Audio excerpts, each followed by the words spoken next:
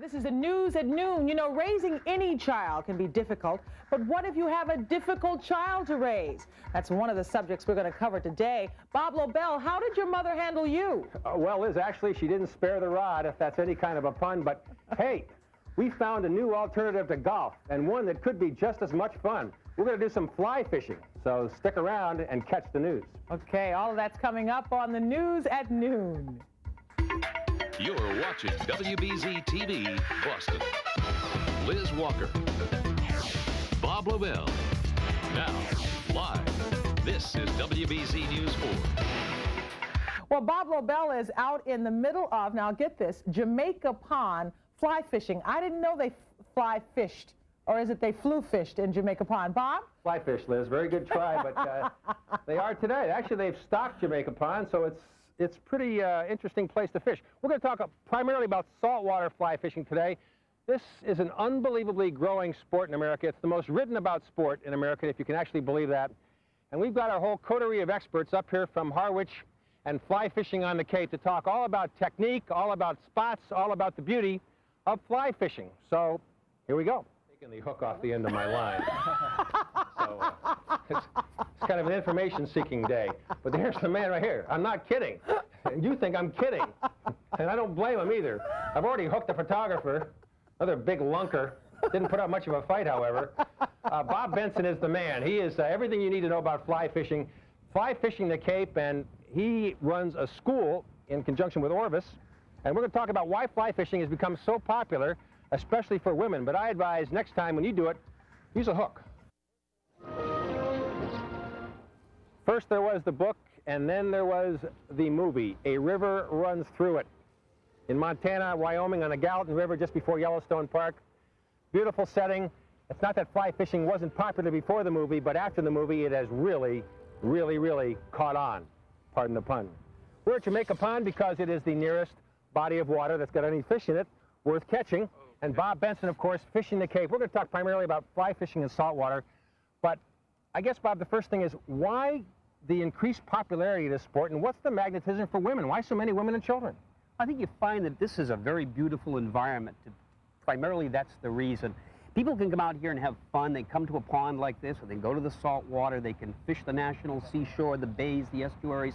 So it's a big environment. It's beautiful. It's clean. It's a very helpful thing to do.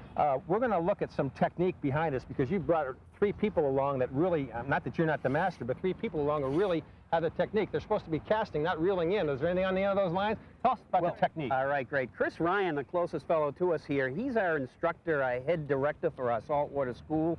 Peter Alves, another expert, is the manager of our store. And my partner, Marsha Marsh, she's handling the ladies' part of our school, introducing this wonderful game to the women. About 25% of the people who come to our school are gals. Talk a little bit about the school and the technique that you teach. What about this technique? Is it that difficult? Obviously it's not, because I can do it. Well, you're doing very well. You've been at it for a short time. You're doing very well. The technique is much like golf or tennis. It requires some professional instruction. It's the best way to do it. Once you get the technique down, then it's just a matter of practice. In fly casting, we cast the line. We don't cast the lure. So practicing like this without a fly on the line is apropos. Right. That's why you took mine off the hook, That's why we right? took it off, so we didn't hook the cameraman, for sure. Right. The ideal is to have the rod and the line match the weight so that the balance is there, the thrust and the action of the line. So this is a very interactive thing, and for that reason alone, you've been fly fishing your whole life. I have. Some people gravitate to it from other kinds of fishing. What's the magnetism about saltwater versus freshwater? Well, the fish are bigger, first of all. The environment, as I mentioned, is more beautiful as a general rule.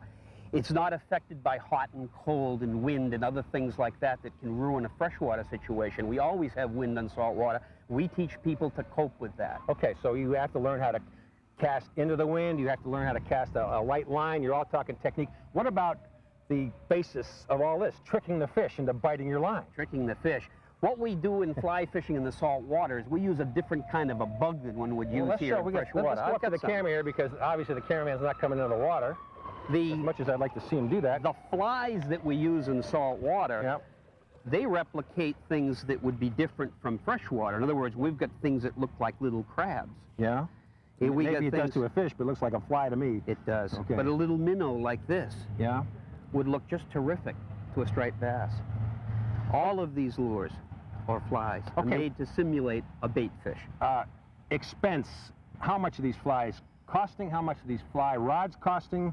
And if someone wants to start this from scratch, yours truly, how do I go about it? You'd go to a good reputable fly shop like an Orvis shop, and you'd like find, yours, like my shop, right, yes, right down the Cape, exactly. Right, in Harwich, right? Exactly. Very good. Good plug. Okay. We have the Orvis quality tackle, a complete rod and reel setup like this, about a $400 bill. Flies are $2, $3 a piece. Some get $5 and $6, but basically it's an inexpensive sport. These rods are guaranteed for 25 years against breakage. A pair of waders like you're wearing can be 75. These are a lot lighter than the waders that I remember growing up as a kid. Well, they're good because they're for the summer fishing. You don't want a heavy neoprene kind of fishing. Even you can wade wet like I am in a day like today. What about the most action? We're talking about striped bass, we're talking about bluefish. What's the best? We're talking primarily striped bass. Due to the recovery of the species by government mandate to restore the numbers that were once here. They were overfished for many years. 15 years ago, there weren't many stripers. You tell me about this. Let's walk out here and pretend like we're this is salt water in the Cape. And how would you go about landing a striper, and what kind of water would you be fishing in for stripers? We fish typically in water very similar to what we're doing. Knee deep, maybe. That's all. These fish come into the shallow water. You can see them. Okay. And you'd cast out to them. Okay. As they approach you, as they swim down tide. Do they spook easily? They spook very easily in the clear water. Sorry to hear that. So you have to be very careful and quiet. Again, that lends to the experience. Okay. And then when they're hooked, unlike a freshwater fish that you just pull in this way, these fish will strip your line out and get into your backing, which is there to prevent them from taking all your line. So it's quite a thrill. It's a big thrill. It's a big thrill. You have some world records. You have a world record for a shark on a 20-pound test line, and you have a striper record on a 4-pound test line? 4-pound test line, world record striper for a couple of years. That's held up. Now you have to you can't horse these things in. You have to play them in, right? On light tackle. That's the whole thing. You have to. These rods and reels are capable of catching 150 to 180-pound fish used properly.